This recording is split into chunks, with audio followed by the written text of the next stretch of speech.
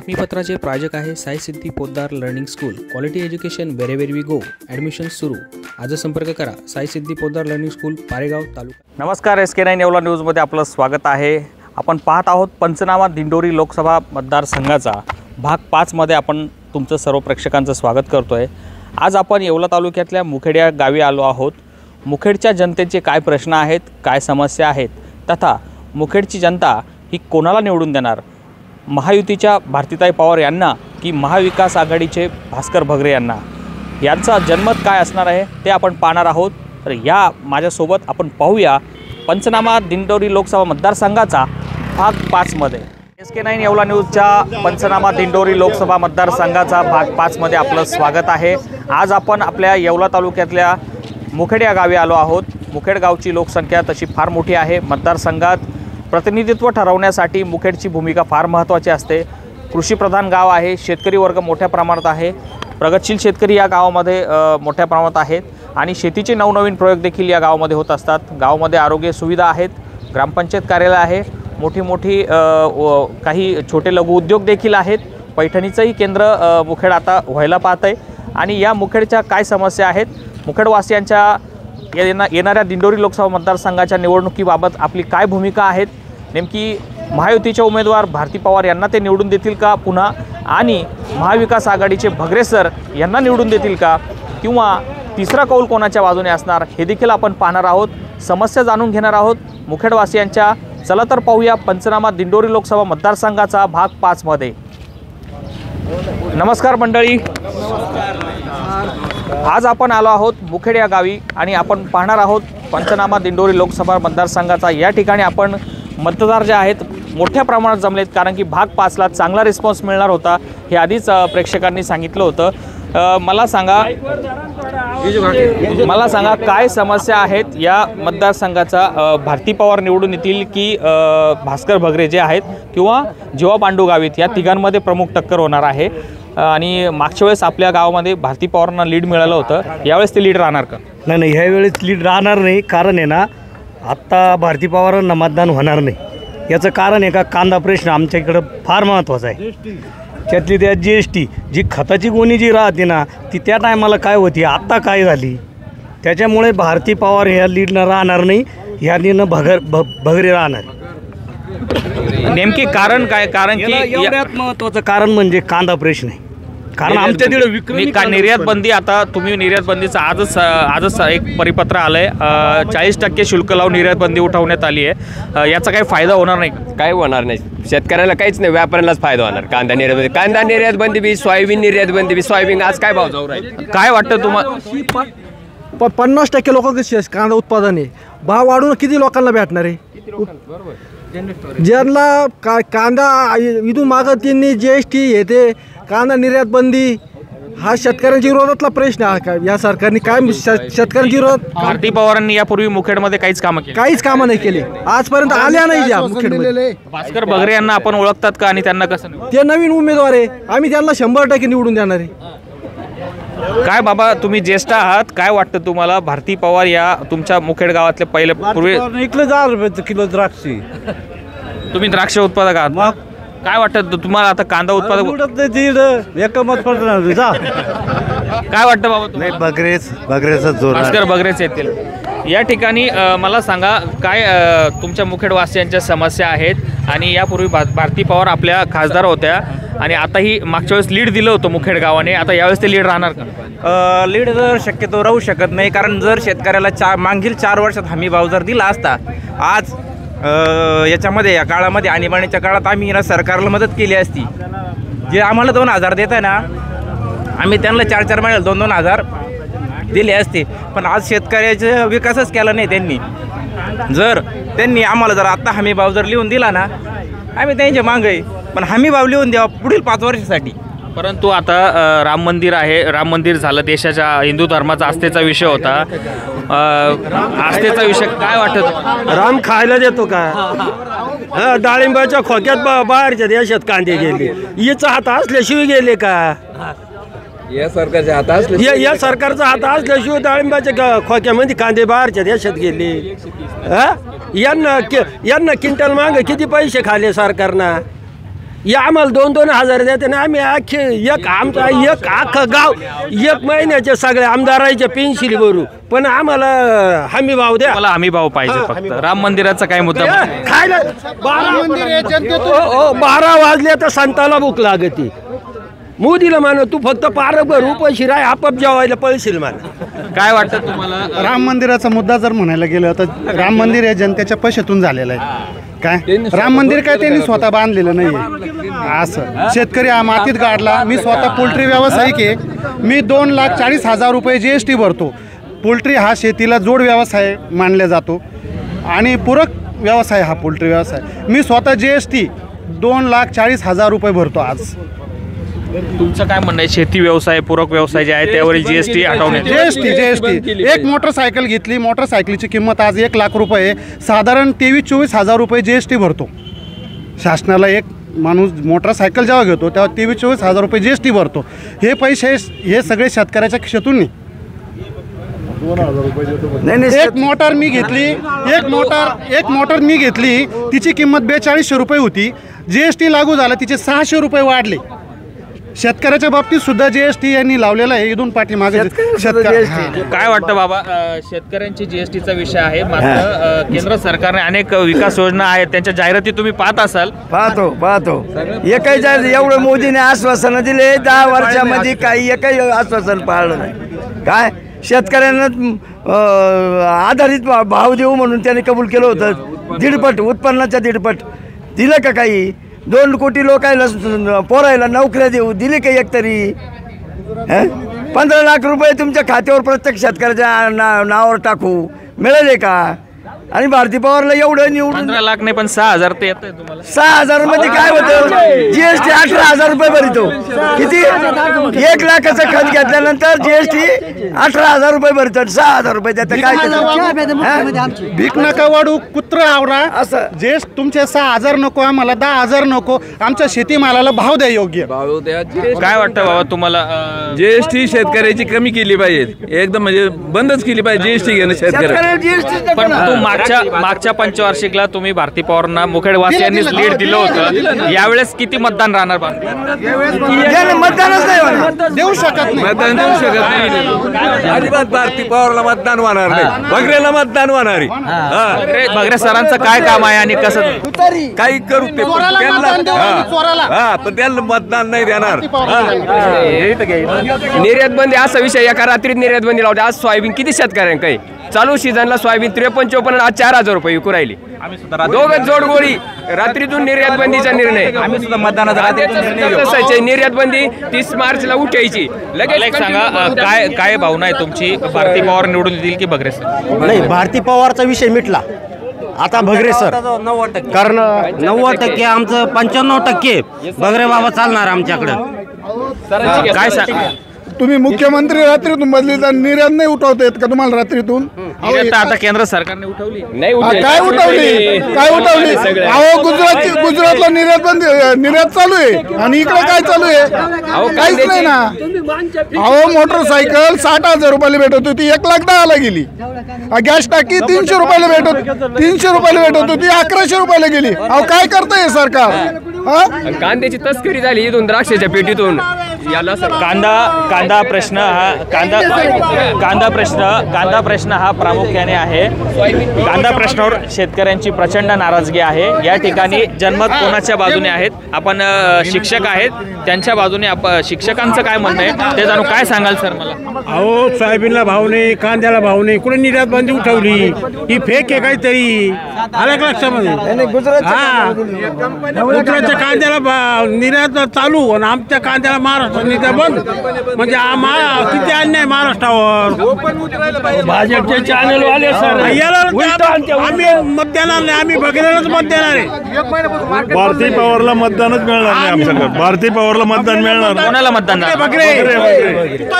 काय सांगाल आपल्या मुखेड गावामध्ये कोणाला मतदान? बगरे सर. भारती पवार यांना 2.5 ते 3 लाखांनी पडणार आहे. बगरे एकदम बगरे नंबर 1 ने आमच्या. आम्ही कटोळ होतो शेतकरी वर्ग पूर्ण हे झाला. आतापर्यंत आम्ही भाजपला मतदान केलं. काल येवल्यामध्ये दादा भुसे आले होते. त्यांनी सांगितलं की उत्तर महाराष्ट्रातल्या 8 जागा आम्ही जिंकू. मग कुठला विश्वास त्यांना? हे काही जागा येणार नाही. महाराष्ट्रात पूर्ण ही महाविकास आघाडीची सत्ता येणार आहे.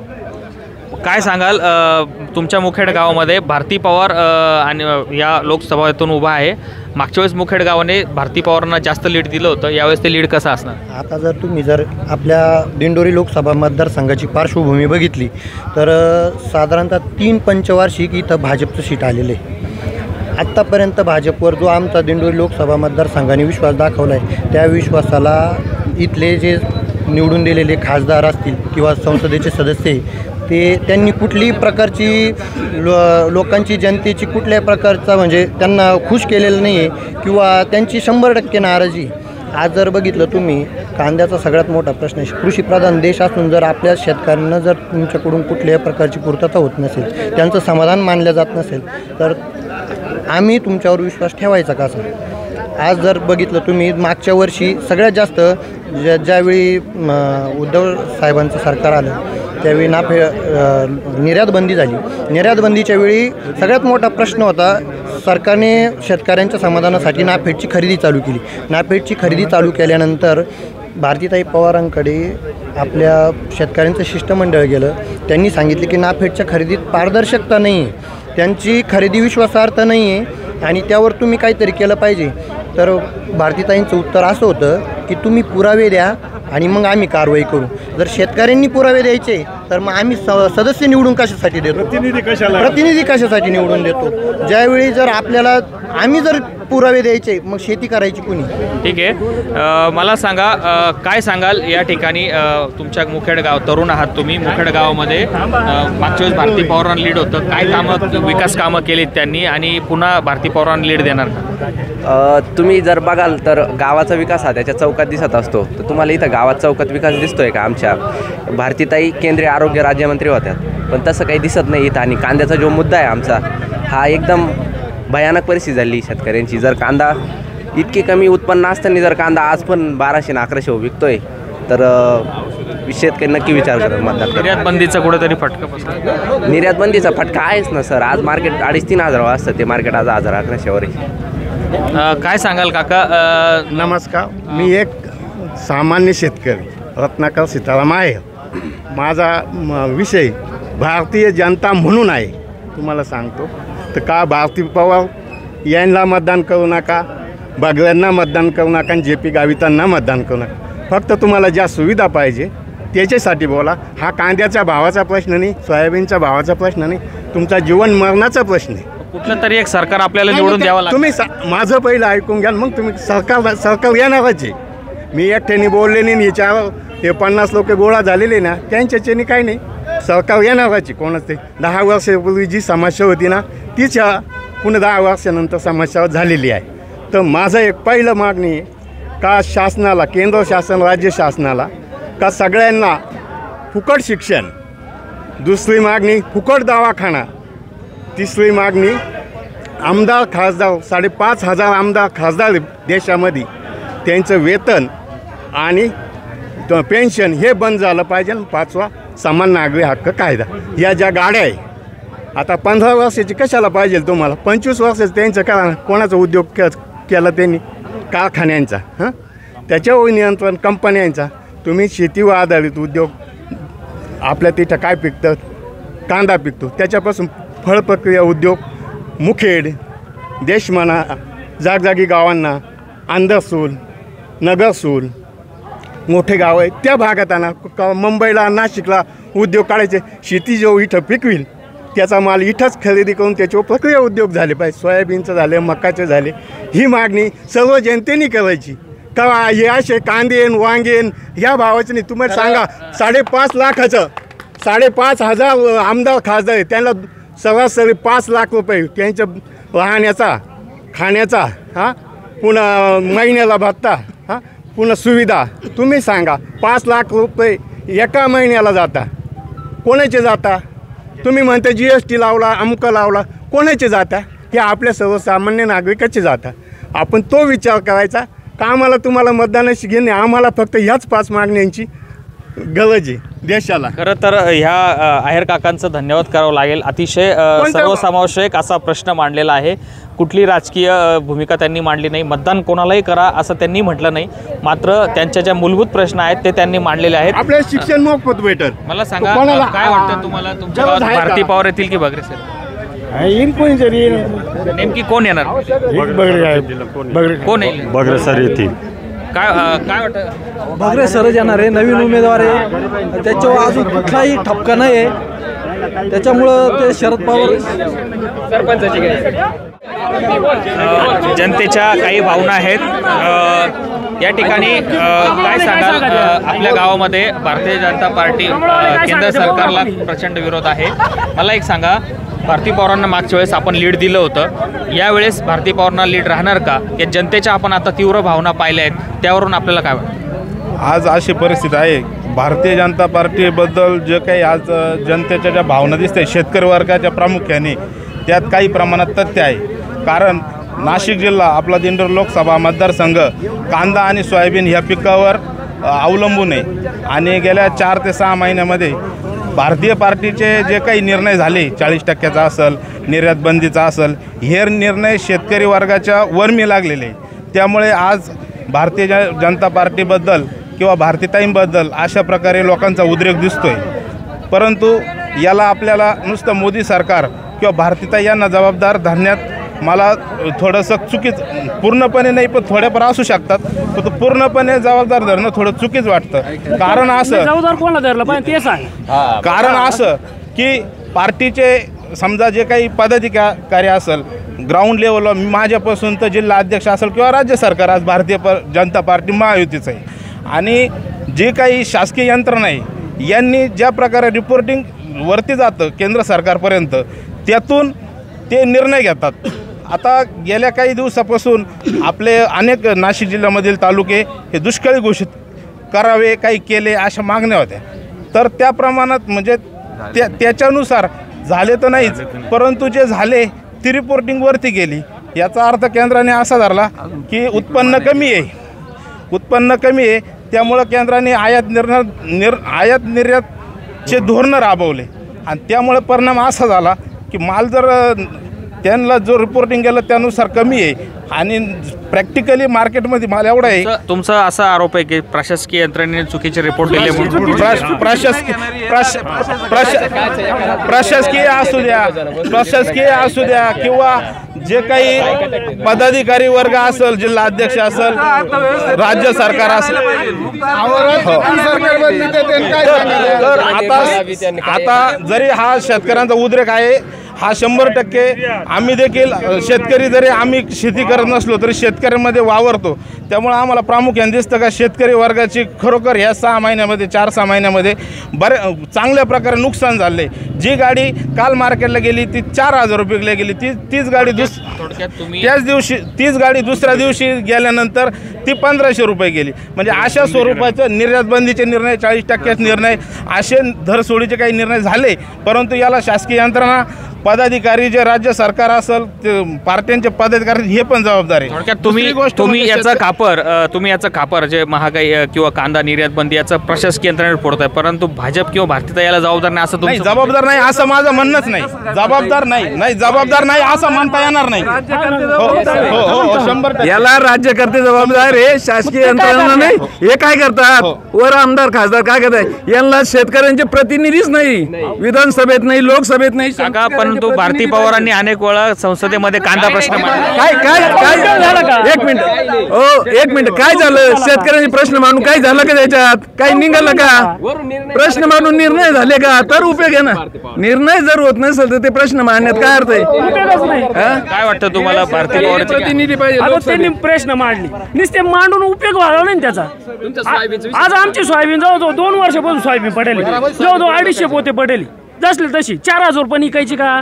त्याच्यामध्ये आमचं डिझेल आहे, मजुरी आहे, खतं आहे, आमच्या स्वतःची मेहनत आहे. त्याचा 1 रुपया सुद्धा शिल्लक राहत नाही. जेवढा आम्ही खर्च केला तेवढेच पैसे आम्हाला भेटू राहिले.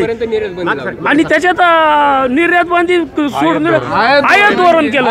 आयात तेल बोलो, पेंट बोलो, आणि त्याच्यामुळं मग आमच्या सोयाबीनला बाजारच नाही. काय करणार आम्ही? करणार काय? शेतकऱ्यांच्या राम मंदिर माई सोयाबीनचा भाव वाढवणार का? काय सांगाल, ह्या ज्या भावना आहेत आणखी तीव्र आहेत? नाही, या ज्या शेतकरी वर्गाच्या ज्या काही भावना आहे त्या खऱ्या अर्थाने बरोबर आहे. त्यात ज्याचं जळतं त्याला कळतं, अशी गेल्या 4-6 महिन्यातली परिस्थिती आहे. परंतु सरकारने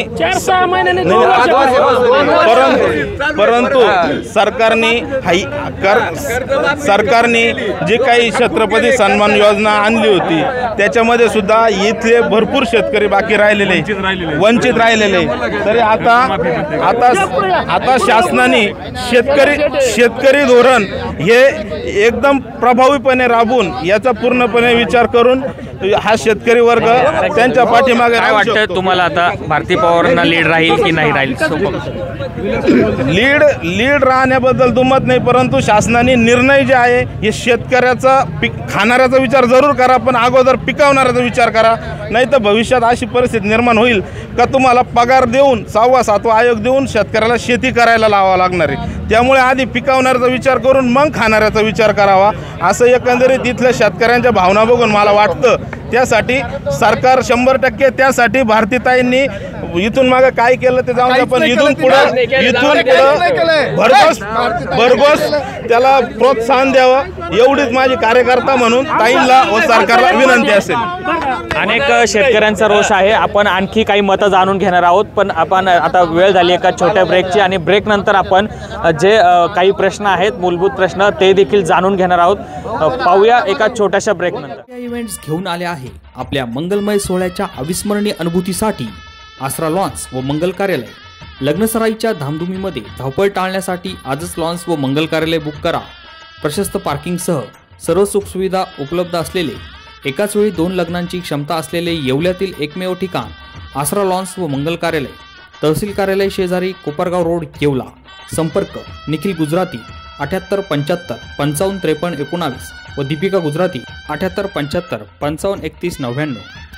मेसर चंद्रशेखर दत्तात्रय शेंडे सराफ, विश्वासाची सर्वात जुनी परंपरा.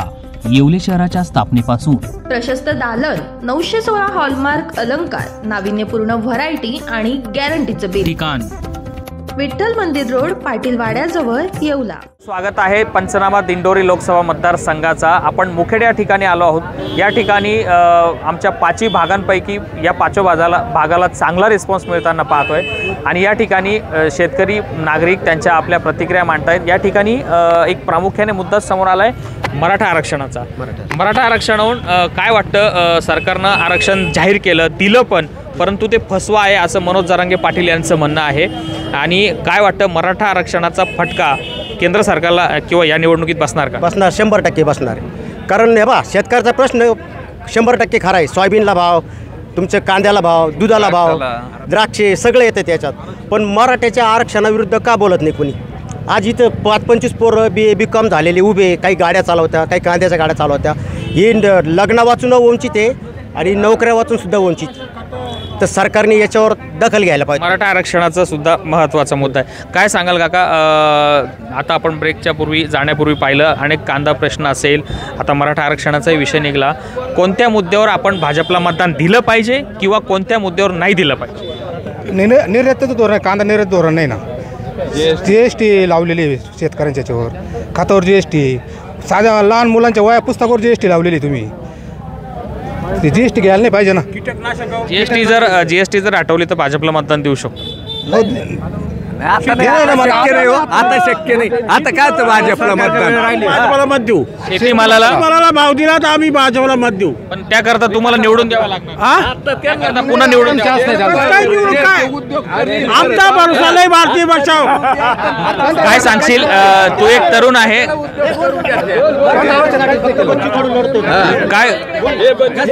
काय मराठा आरक्षणाचा मुद्दा आहे, काय वाटतं तुम्हाला? मराठा आरक्षण होऊन सरकारला घेरलं जाणार नाही? आरक्षणाविषयी आपण बोललो, आपण विकासाविषयी बोलू शकतो.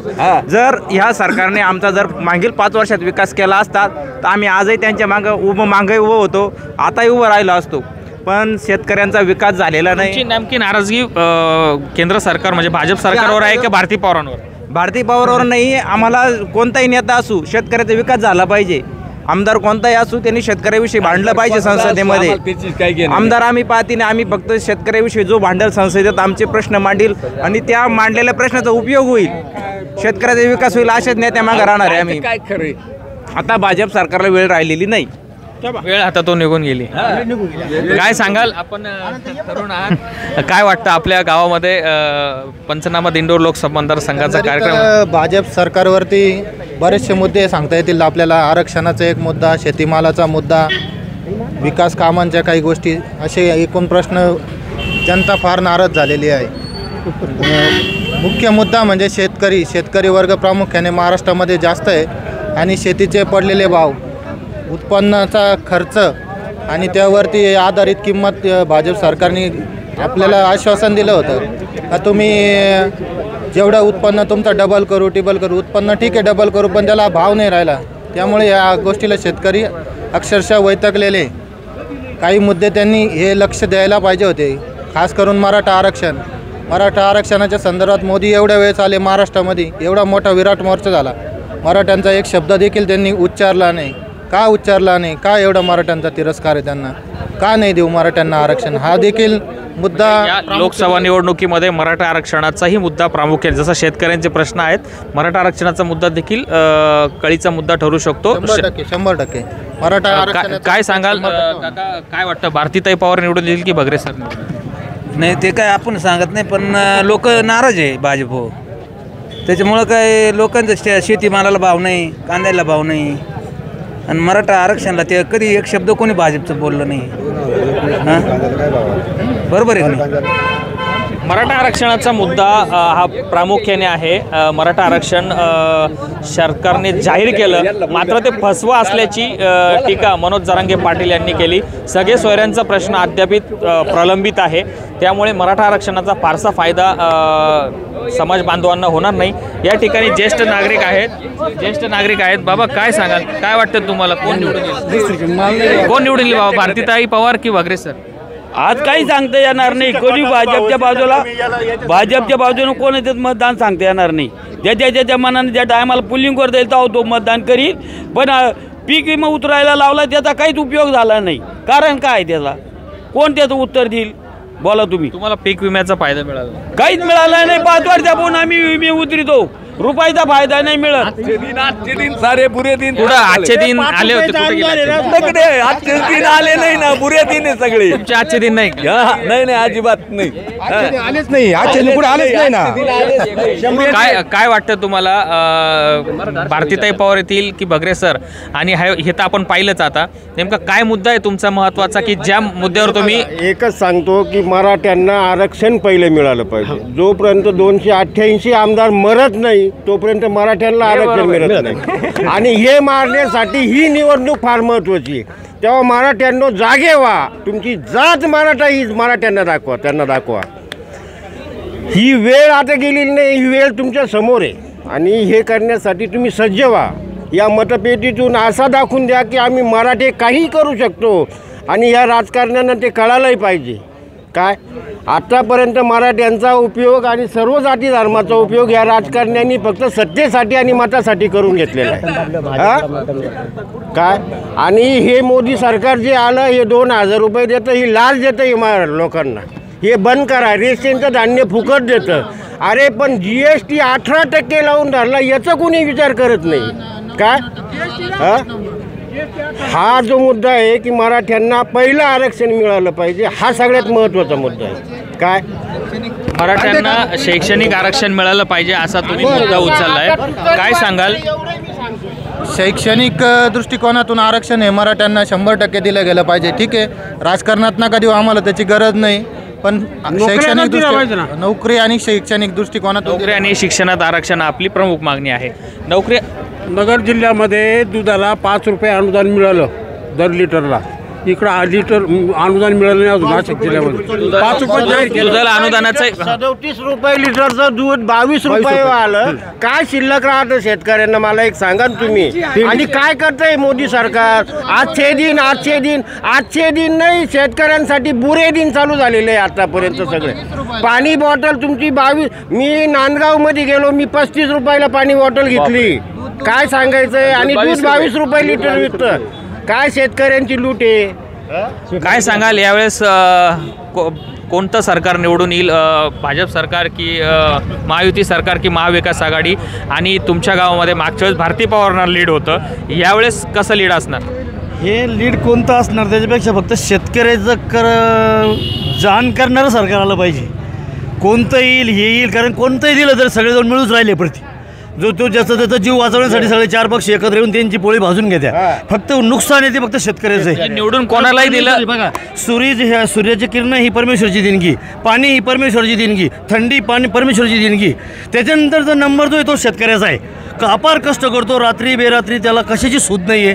कारकुडं सगळे पाहतो, पण त्याच्या मालाची किंमत तो ठरू शकत नाही. इथून बांगलादेशला माल जातो, तिथून 276 रुपये किलो कांदा दुबईला जातो, तो चालतो.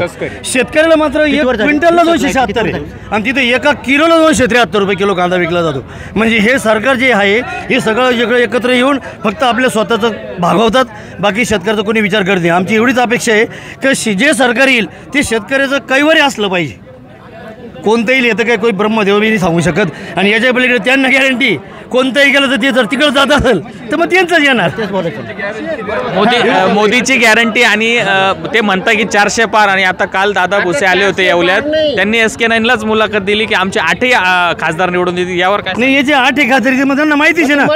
त्यांनी न्याय देवता सुद्धा जर विकतच घेतलेली आहे तर तो निकाल माझ्या बाजूला लागणार आहे. मी ती खात्री केव्हा देईल जेव्हा मी ज्याला विकतच घेतलेलं आहे ना. असाच प्रकार हा चालू आहे. नाही तर काही लोकांना प्रतिक्रिया त्यांच्या बाबतीत चांगली असं काही नाही. बॅलेट पेपरवर निवड येऊन दाखवा, निवडून दाखवा, मग त्यांचं खरं समजू. आम्ही मशीन बंद करून बॅलेट पेपरवर निवडणूक घेतली का मग त्यांना कळेल खरं काय. काय सांगाल, तू तरुण शेतकरी आहेस आणि मागच्या वेळेस भारती पवारांना तुमच्या गावाने लीड दिलं होतं. यावेळेस भगरे सर आहेत, JP गावित आहेत, अनेक अपक्ष उमेदवारांचं आव्हान उभं राहिलेलं आहे. काय वाटतं यावेळेस भारती पवार पुन्हा निवडून येतील का? आपण आता भारती पवार 100% निवडून येतील, कारण राष्ट्रीय विचारसरणीचा माणूस आहे मी आणि एक शेतकरी वर्गातला सुद्धा आहे.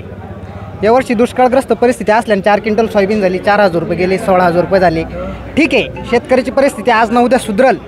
70 वर्ष काँग्रेसने ज्यावेळेस राज्य केलं त्यावेळेस शेतकरी काय हे करीत होते का? म्हणजे गाड्या 4 चाकी गाडीच फिरत होते का? हा एक मुद्दा आहे ना, बरोबर आहे का नाही? आणि का GST नव्हती. 2 मिनटं माझं होतं ना. तर हा जो मुद्दा आहे शेतकऱ्याचा, हा आजकालचा प्रश्न नाही आहे, अनेक दिवसापासून प्रलंबित प्रश्न नाही. त्यांनी सिंचन योजना राबवल्या, शेतकऱ्यांना अनेक चांगल्या प्रकारचं हे दिलं, अनुदान दिलं, साडे अनुदान दिलं, ट्रॅक्टर दिले शेतकऱ्याला. शेतकऱ्याच्या परिस्थिती एवढ्या सुधारल्या ह्या गेल्या 10 वर्षामध्ये. आणि याच्या पलीकडची जी शेतकऱ्याची परिस्थिती होती याचं जर सरासरी मोजमाप केलं, पूर्वी शेतकऱ्या सगळ्या झोपड्या होत्या. ते बाळूमामा कुठे आहे? आता होते नाही इथं, ते झापात राहत होते काँग्रेसच्या काळामध्ये. आज ते बंगल्यात राहते, त्यांच्या घरापुढं ट्रॅक्टर आहे. मी सायकलवर फिरत होतो त्या काळात, आज माझ्याकडं मोटरसायकल आहे. 100 रुपयाचं तेल टाकून दररोज फिरू शकतो. हे विचार आहे. सर्वसाधारणपणे शेतकरी वर्गाची जी नाराजी आहे ना, ती फक्त हे 4 जे लोक झाले त्यांच्यावर नाही आहे. सर्वसाधारण जो शेतकरी वर्ग आहे, जो समजूतदार वर्ग आहे आणि जो राष्ट्रीय विचारसरणीचा मतदार वर्ग आहे तो भाजपलाच मतदान करणार आहे आणि विजय भारतीताईंचाच होणार आहे. कारण ही 100% शाश्वती. देशभरामध्ये शेतकरी प्रश्न महत्त्वाचा नाही, मात्र धार्मिकता महत्त्वाची. हो, धार्मिकता नाही, शेतकरी महत्त्व तितकाच महत्त्वाचा आहे, धार्मिकता सुद्धा तितकीच महत्त्वाची आहे. कारण धर्मो रक्षति रक्षित, धर्म टिकला तर संस्कृती टिकल. आजपर्यंत आपल्यावर किती आक्रमणं झाले. आपल्यावर पहिलं आक्रमण सिकंदरचं झालं होतं का, तो एक यवन आला होता. त्याच्यानंतर अनेक आक्रमणं झाली आणि आपल्या देशाची फार मोठी हे तर आपल्या देशाची फार मोठी हे काय शोकांतिका आहे का. इंग्रज आले त्यावेळेस ते सैन्य घेऊन नव्हते आले, मुघल आले त्यावेळेस सैन्य घेऊन नव्हते आले, कारण आपल्या इथल्या गद्दारांवर आहे ना त्यांचा 100% विश्वास होता. हा मुद्दा आहे. कारण आणि आपल्या इथल्या गद्दारांवर त्यांचा 100% विश्वास होता, त्याच्यामुळे ते कोणी घेऊन नाही आले. काय वाटतं आणि असो ते प्रश्न त्यावेळेचे. आता मूलभूत प्रश्नावर आपण बोलतोय. प्रश्न जरी आहे, शेतकरी नाराज आहे आणि तरी तुम्ही म्हणताय की 100% शेतकरी नाराज नाहीये. 100% शेतकरी नाराज नाहीये. आता मी अल्पभूधारक शेतकरी, 5 एकर शेती माझी, मला भाजप काय खायला नाही देत, विषय तो नाहीये. किंवा प्रश्न हा पण नाही आहे. आणि धर्म टिकला पाहिजे. आमचा मुद्दा नाही धर्म नाही. आज पण आहे ना बरं का आज नाही आज राम मंदिर बांधलं त्यांनी 370 कलम हटवला. 370 कलम हटवला. कोणत्या शेतकऱ्यांनी तिथं जमीन घेतली? नाही मुद्दा तो नाही. मुद्दा आहे ना मुद्दा तो नाही. माझा प्रश्न ऐकून घ्या 2 मिनिटं बरं का. भाजप सरकारने जे आमच्यासारखं तरुण नेतृत्व आहे त्यांना या राम मंदिर याच्या बुलिश दाखवून जे तरुण मंडळ जे त्यांच्याकडे आकर्षित केलेलं होतं 10 वर्षामध्ये ते आता त्यांच्या हातात राहिलेलं नाही. आणि जे राहिले सोयले ते त्यांना समजलं. आता हाच मुलगा समजा याचं एज्युकेशन झालेलं आहे, हा शिक्षण झालेलं आहे याचं, किंवा हा कास्टमध्ये आणि मी ओपनमध्ये मला समजा 96% आणि त्याला 75% किंवा 74%, तरी पण तो लागून जाणार आरक्षणाच्यामध्ये. आणि आरक्षणाचा हा तर मुद्दा होताच. पण आता सरकारने काय केलेलं आहे त्यांचं भूलथापा लोक बळी पडलेले नाही. आणि UPSCचा निकाल जरी बघितला तर त्याच्यामध्ये ओपनची जनसंख्या खूप कमी आहे. आणि BJPचे सरकारचं जे धोरणं होते पहिले वा आम्ही आरक्षण देऊ, 2 वेळा आरक्षण दिलं ते कोर्टात टिकलं नाही. आता देवेंद्र फडणवीस किंवा अनेक नेत्यांनी आरक्षण दिलं पण त्या आरक्षणात त्यांनी दिलं आणि त्यांनीच ते टिकून दिलेलं नाही. त्याच्यात आपले मराठी आमदार आहे, खासदार आहे. पाहायला गेलं तर आपल्या मराठीची संख्या महाराष्ट्रामध्ये खूप आहे. पण त्या मराठी आमदारांना जी मराठी लोकांची बाजू घ्यायची होती ती काय त्यांना मांडता आलेली नाही. आणि हे सत्तेपुढे सगळे एकत्र होतात सर. आणि त्यात BJPने काय केलं नाही, हा नेता आहे समजा बरबटलेला नेता आहे त्याला सोबत घेतलेलं आहे. ते जर सच्चे जर असते तर त्यांनी आता समजा आपले उपमुख्यमंत्री अजित पवार यांच्यावर सिंचन घोटाळा चालू आहे. म्हणजे त्या पक्षात गेला का त्यांचं असं म्हणणं आहे तुम्ही कुणी पण या आमच्या पक्षात आणि स्वच्छ व्हा. या ईडीच्या आता आपण लांब नका जाऊ. आज दिल्लीमध्ये खूप बेकार परिस्थिती आहे. आज अरविंद केजरीवाल जवळपास माझ्या माहितीनुसार 30 दिवस झालेले आहे. तरी पण मी सांगतो की दिल्लीमध्ये आज 7 खासदार होते BJPचे, 7 जागा आहे. त्या 7 जागेपैकी एकही जागा जर BJPची जर आली तर आपण तुम्हाला जे गावातले लोक सांगतील आणि तुम्ही एक्झिट पोल घ्या लोकांचा. आणि सगळ्यात महत्त्वाचा मुद्दा म्हणजे आज आम्ही किती गागतोय पण आम्हाला EVMवर भरोसा राहिलेला नाही यंग पिढीचा. बॅलेट पेपरवर मतदान झालं पाहिजे. आज मुखेडमध्ये तुम्ही बघितलं भारती पवारच्या विरोधात 70 ते 75% लोक आहे. तुम्ही निकाल झाल्यानंतर परत या गावात या. ठीक आहे आमच्या गावाने समजा जर आता भारती पवार विरोधात आहे आमच्या गावाचं लोकसंख्या जवळपास 4,500 मतदान होणार आहे. त्याच्यापैकी असं समजा तुम्ही का XYZ 32 ते 3300 मतदान आम्ही भारती पवारला नाही टाकलं, ते भगरे सरांना टाकलेलं आहे. पण निवडणूक झाल्यानंतर ते उलटं होणार आहे सर.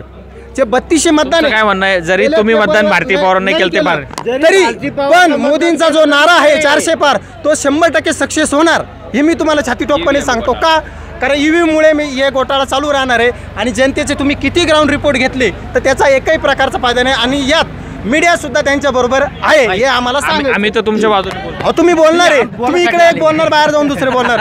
तुम्ही फक्त एक सर्वसाधारण एक जनमत घ्या. आता तुम्ही इथं एवढे माणसं आहे याच्यापैकी तुम्ही प्रत्येकाला विचार तुम्ही मतदान कोणाला करणार आहे. याच्यापैकी जर तुम्हाला जर आत्ता इथे 30 लोक जरी म्हणले का आम्ही भारती पवारला मतदान करू तर मी तुमच्या संगे सहमती राहील. आणि याच्यावर मी या प्रश्नाचं उत्तर देतो.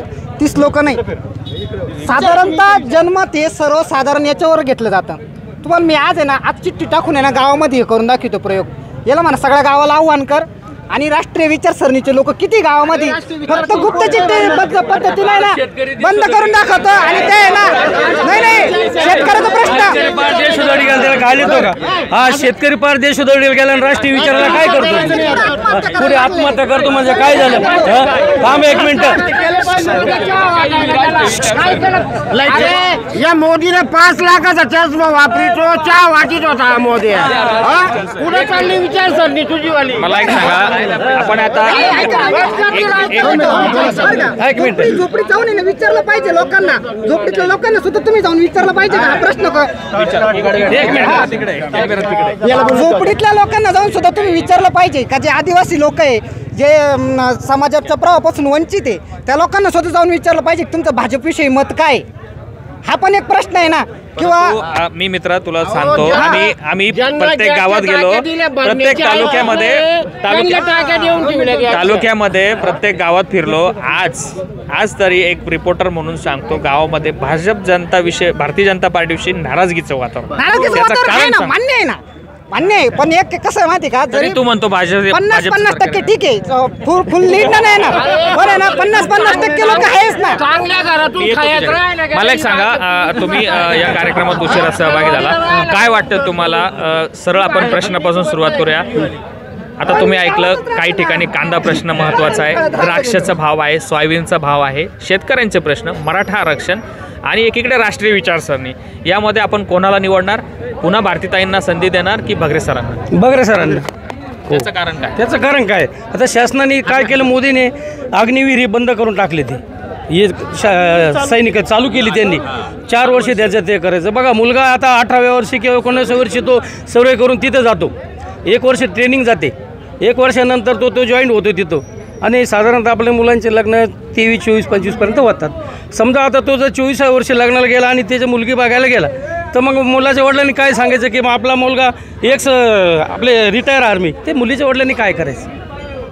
जर त्या ज्यावेळेस मग त्याचं कुटुंब काय करायचं? 4 वर्षामध्ये तो जाणार इथं, याचा प्रपंच समजा एखादा न शिकलेला, त्याला इथं पण नोकरी नाही, म्हणजे मुलगी देणाऱ्या वडिलांनी काय करायचं? ते सुरुवातीला होतं 18 वर्ष त्यांचं ते होतं, तर त्याची परिस्थिती योग्य होती, तो सेटल व्हायचा, वेल सेटल मिलिटरी. हे 4 वर्षामध्ये काय करणार तो? थोडक्यात तुमचं जे अग्निवीर भरतीवर आक्षेप आहे आमचा त्याच्यावरती. काय ते तरुण मुलांनी एवढे काबाड कष्ट तरी एवढं असेल, शेतकऱ्यांची नाराजगी, तरुणांचे प्रश्न, बेरोजगारी, तरी मोदीजी म्हणतात आपकी बार 400 पार. आपकी येत नाही हो, त्याचं बघा ना, आता ते 0 आहे ते महाराष्ट्रामध्ये आता. हो, काय नाही त्यांचं, काय फक्त बडबड आहे फक्त त्याची. आज आपण मुखेड या ठिकाणी आलो होतो, सर्व स्तरातून सर्व नागरिकांच्या प्रतिक्रिया जाणून घेतल्या. काहींची नाराजगी या शेतीमालाच्या भावावर आहे, काहींनी आता अग्निवीरचा मुद्दा उपस्थित केला. मराठा आरक्षणाचा प्रश्न फार महत्त्वाचा आहे.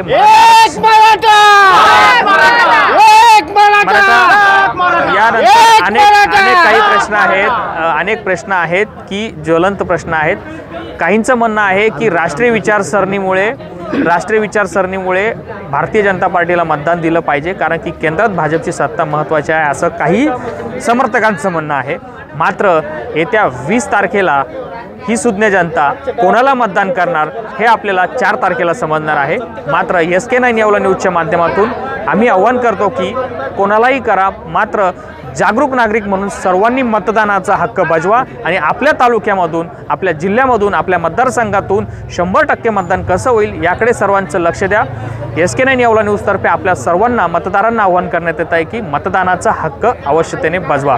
कॅमेरामॅन सचिन वखारेसह सुदर्शन खिल्लारे, SK9 येवला न्यूज. जीवनशैलीमुळे आपले वजन वाढले आहे का?